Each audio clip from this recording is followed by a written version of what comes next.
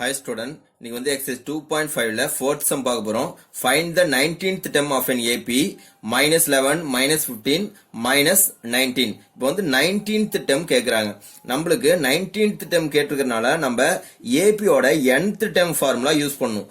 AP ஓட nth term formula என்னன்னா பாருங்க, AP ஓட nth term of an AP is Tn is equal to A plus n minus 1 into d. So இதுதான் general term formula. இது general term னு சொல்லலாம், இல்லனா nth term சொல்லலாம். So nth term of an AP க்கு நம்மகிட்ட formula இருக்கு. இங்க என்ன கேட்டிருக்காங்கன்னா 19th term னு கேட்டிருக்காங்க. அப்ப இங்க n இருக்கிற இடத்துல இங்க என்ன இருக்கு? இங்க n இருக்கிற இடத்துல இங்க என்ன இருக்கு? 19th இருக்கா? அப்ப nth அப்படிங்கிறது 19th. n இருக்கிற இடத்துல 19 இருக்கு. அப்ப n ஓட வேல்யூ என்ன? 19. இப்ப 19th term கேக்குறனால நம்ம n இருக்கிற இடத்துல எல்லாம் நம்ம என்ன பண்ண போறோம்னா 19 போட போறோம். So அப்ப the given sequence is என்னது? minus 11 minus 15 minus 19 etc. So இந்த மாதிரி ஒரு சீக்வென்ஸ் கொடுத்திருக்காங்க. இதுல ஃபர்ஸ்ட் term நம்ம என்ன? a ங்கிறது தான் ஃபர்ஸ்ட் term. அப்ப a is equal to minus 11. Common difference அப்படிங்கிறது தான் d. So காமன் டிஃபரன்ஸ் எப்படி கண்டுபிடிக்கிறது? T2 minus T1 அதான் காமன் டிஃபரன்ஸ். அப்ப T2ங்கிறது என்ன? செகண்ட் term இங்க என்ன இருக்கு? minus 15.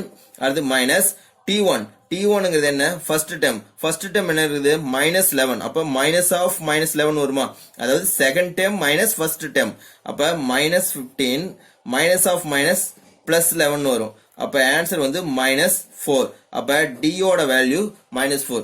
அப்ப A ஓட வேல்யூ minus 11, D ஓட value minus 4 and n is equal to அவங்க வந்து 19th term கேட்டிருக்கனால n ஓட வேல்யூ வந்து பாத்தீங்கன்னா 19.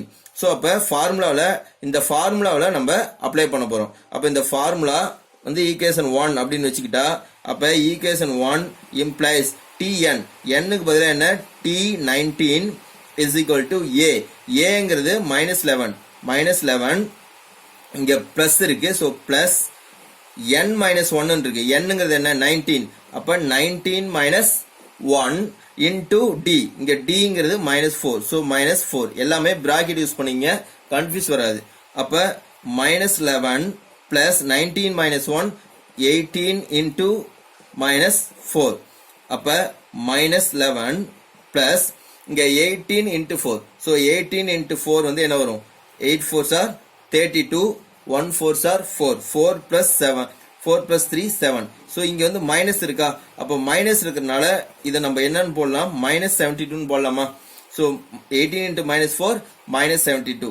அப்ப minus 11 minus 72 னு வருமா? plus into minus.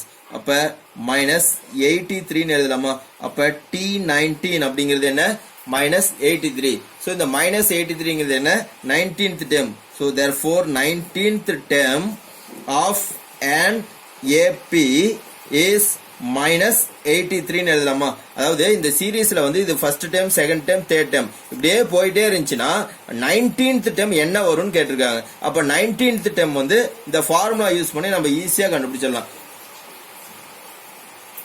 Thank you.